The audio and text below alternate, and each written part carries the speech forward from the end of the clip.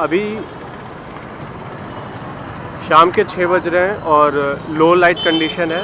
Without mic ये camera अभी मैं ऑपरेट कर रहा हूँ। जो अभी मेरी आवाज़ है वो बिना माइक के है। सो कुछ देर के लिए मैं शांत हो जाता हूँ ताकि आपको नॉइज़ का आइडिया लगे कितना आ रहा है।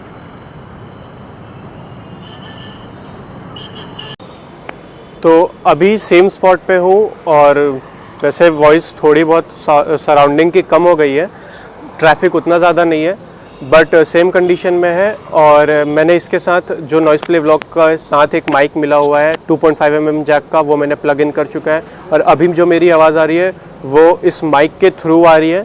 सो मैं कुछ देर के लिए शांत हो जाता हूँ, आपको नॉइस का आइडिया मिल जाए।